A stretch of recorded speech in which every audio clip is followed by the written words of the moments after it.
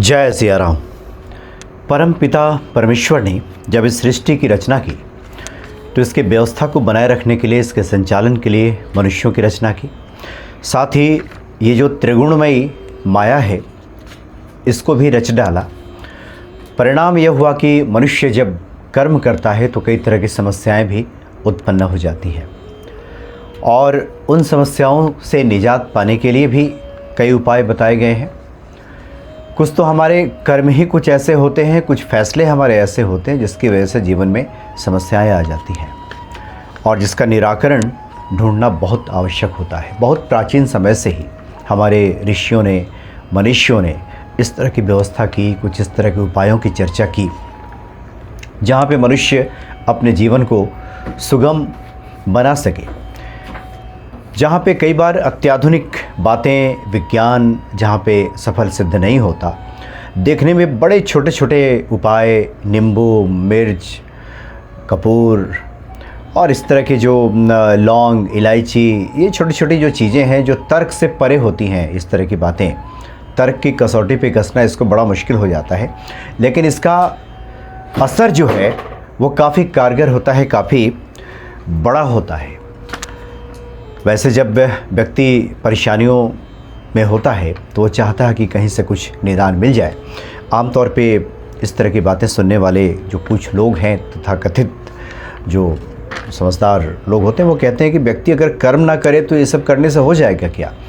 लेकिन व्यवहारिक रूप से देखें तो ज़्यादातर वही लोग इन उपायों को करते हैं जो कर्म करके भी थक गए हैं। बहुत से उपाय कर लिया है, ना श्रम कर लिया है, परिश्रम कर लिया है, विद्या हासिल कर ली है, तभी धन का अभाव है। तो ऐसे लोग ही उपायों में उतरते हैं और उनको वहाँ से लाभ की प्राप्ति होती है। इसलिए कहना कि व्यक्ति कर्म ना करे और ये सिर्फ उपाय करे तो क्या उसे सफलता मिल जाएगी, यह अधूरा सत्य है। कर्म तो बहुत आवश्यक है, लेकिन कर्म करने के पश्चात भी कई बार आपने देखा होगा कि आजकल के समय में पढ़े लिखे नौजवान जब साधु महात्माओं से मिलने जाते हैं और कहते हैं कि हमने इतनी ऊंची डिग्री ली है, इतनी पढ़ाई हमने कर ली है, डॉक्टरी कर ली है, इंजीनियरिंग कर लिया है, MBA कर लिया है, बहुत सी पढ़ाई कर ली है, नौकरी की दिक्कत आ जा रही है, धन नहीं कमा पा रहे हैं, तो संतों के मुख से अक्सर ये कह दिया जाता है कि तुम्हारे प्रारब्ध की वजह से ये धन नहीं मिल रहा। ये तो प्रारब्ध का उसमें हाथ है, पूर्व जन्म के जो हमारे कर्म हैं उसका संबंध धन से होता है, इसलिए दिक्कत आ रही है। तो फिर ऐसे में वो व्यक्ति क्या करे, फिर उसे उपाय में उतरना ही होगा। हजारों वर्षों से ऋषियों ने, मनुष्यों ने ये बताया है कि कौन से उपाय करें, क्या करें कि इन समस्याओं से निजात मिल जाए। चूँकि धन प्राप्त करना हर व्यक्ति का जन्म सिद्ध अधिकार है और वैसे भी आर्थिक युग है, बिना अर्थ के, बिना धन के तो कुछ भी चलने वाला नहीं है। इसलिए ये आवश्यक है कि कुछ उपायों को किया जाए और इन उपायों के जरिए अपने जीवन को मंगलमय बनाया जाए। भक्ति से सब हासिल हो जाती है, ईश्वर के प्रति हमारा समर्पण हो तो सब मिल जाता है। लेकिन ईश्वर के प्रति पूर्ण रूप से समर्पित जो होते हैं वो काफ़ी विरले लोग होते हैं। बहुत कम ऐसे लोग होते हैं जो समर्पण भाव इस प्रकार का होता है। शुरुआती दौर में जीवन में जितनी समस्याएं लोगों के सामने है, जो आवश्यकताएं हैं, जिन कर्तव्यों का निर्वहन करना है, उसकी पूर्ति में जब बाधा पड़ती है तो भक्ति भी स्थिर नहीं रह पाती। यह भी व्यवहारिक तौर पे देखा गया है। इसलिए धन की प्राप्ति के लिए भी बहुत से उपायों की आवश्यकता हो जाती है। सिर्फ परिश्रम से, श्रम से, विद्या अध्ययन से, सिर्फ विद्या हासिल करने से, बहुत पढ़ लिखने से धन की प्राप्ति हो जाए, ये अनुभव से आप आसपास में भी सब लोग देखते होंगे कि धन का संबंध बहुत विद्या अध्ययन से भी नहीं है। इसका मतलब ये नहीं, इसका गलत अर्थ ना पकड़ा जाए कि फिर पढ़ने की आवश्यकता नहीं है, ऐसा नहीं है। लेकिन हाँ, किसी कारण से अगर इस तरह की बाधाएं आती हैं तो उसके लिए बहुत से उपाय बताए गए हैं जो देखने में छोटे लगते हैं, लेकिन इसका असर काफ़ी बड़ा होता है। और धन की जो देवी हैं महालक्ष्मी, उनकी प्रसन्नता हमें प्राप्त हो जाए तो फिर तो सब संभव हो जाता है। आए दिन आप लोग देखते भी होंगे, आजकल तो इस संचार माध्यम से हम जब विभिन्न माध्यमों को खोलते हैं, देखते हैं, कुछ अच्छी बातें भी देखने सुनने को मिल जाती हैं, ज्योतिषियों द्वारा भी प्राप्त हो जाती है। आप सभी जानते भी हैं कि महालक्ष्मी भगवान विष्णु के चरण दबाती रहती हैं वो। तो इसके पीछे ज्योतिषीय कारण को अगर देखें तो महिलाओं के ये हथेली में शुक्र का स्थान होता है और पुरुष का जो घुटने से नीचे का भाग है पैर का, वो शनि का स्थान बताया गया है। तो शुक्र और शनि, अगर कोई महिला अपने पति के चरण स्पर्श करती है, दबाती है, तो इसमें शुक्र और शनि के संयोग से धन योग बनता है। इसलिए भी महालक्ष्मी धन की देवी हैं। तो धन की देवी को प्रसन्न करने के लिए भी हमारे ऋषि महर्षियों ने बहुत से उपाय बताए हैं। उसी में से 2 उपाय की अभी हम चर्चा करेंगे।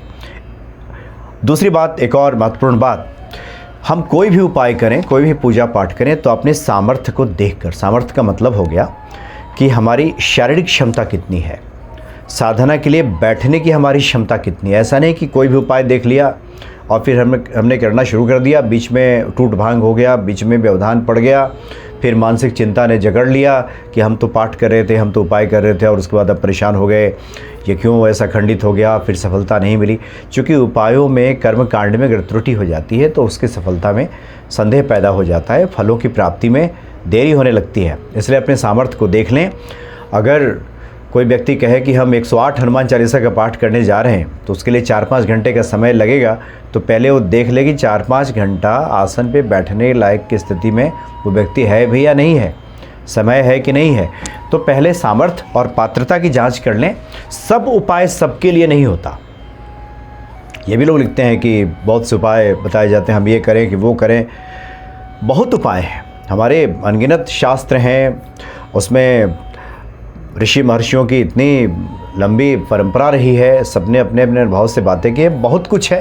अब बहुत कुछ का मतलब ये नहीं कि हम सब करने लग जाएं। जो हमारे लिए रुचिकर लगे, जो हमें भाए, जो हमें लगे कि ये हमारे लिए सही है, हमें प्रिय लग रहा है और प्रेरित कर रहा है कि नहीं इस उपाय को करना है, तो उस उपाय को करना चाहिए। तो जो लोग चाहते हैं कि धन की देवी महालक्ष्मी को प्रसन्न करें, एक उपाय वो कर सकते हैं।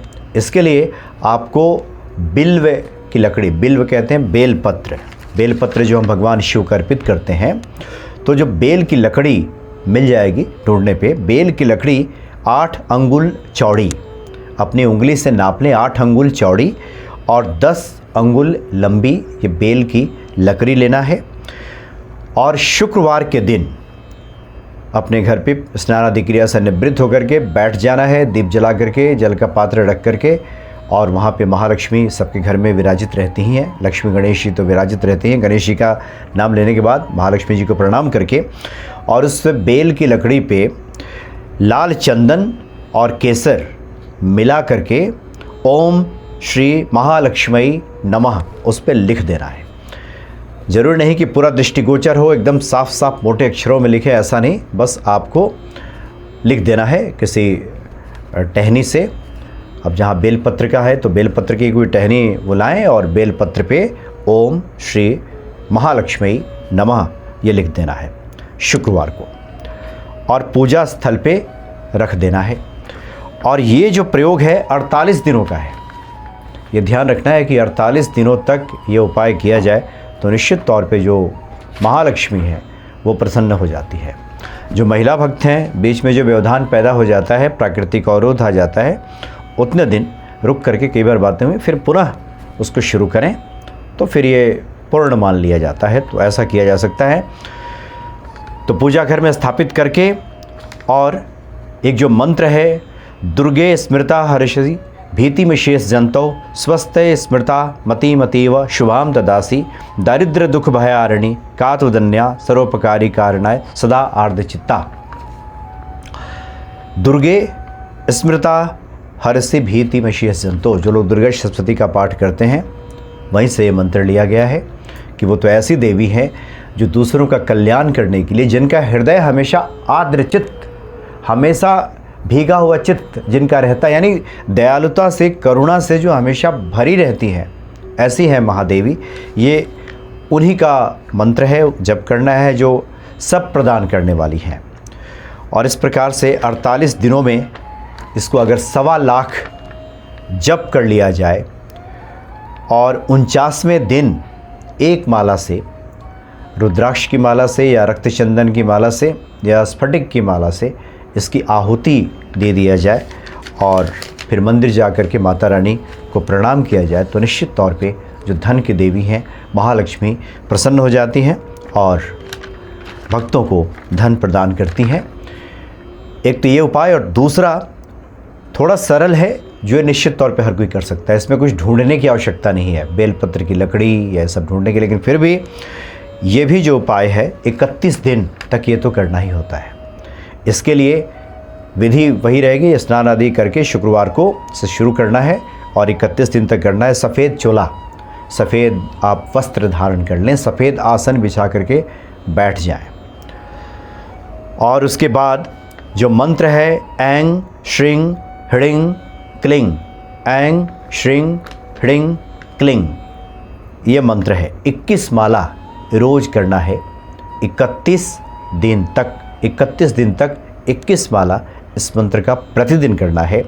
और उसके बाद जब 31 दिन पूरा हो जाए तो एक माला से कम आहुति दे दें तो अच्छा रहेगा। आहुति अगर ना दे सकते हों तो इसका दशांश बढ़ा दें, 10% और ज़्यादा इसका जप कर लिया जाए तो निश्चित ही महालक्ष्मी की कृपा हमें प्राप्त हो जाती है और धन संबंधी जो परेशानी, जो दिक्कत व्यक्ति के जीवन में आती है, वो दिक्कतें, वो परेशानियाँ महालक्ष्मी कृपा से सब दूर हो जाती हैं। तो आगे भी कुछ इस तरह के उपायों की हम चर्चा करेंगे कि जो लोग श्रम करके, परिश्रम करके थक गए हैं, फिर भी लगता है कि अब कुछ नहीं हो रहा, सुन के थक गए हैं कि प्रारब्ध की वजह से, पुराने कर्मों की वजह से ये नहीं हो रहा, सब कुछ चिंतित होने की आवश्यकता नहीं है। बहुत से ऐसे उपाय हैं जिससे कि कार्य सिद्ध हो जाता है और जीवन का निर्वहन सफलतापूर्वक होता है।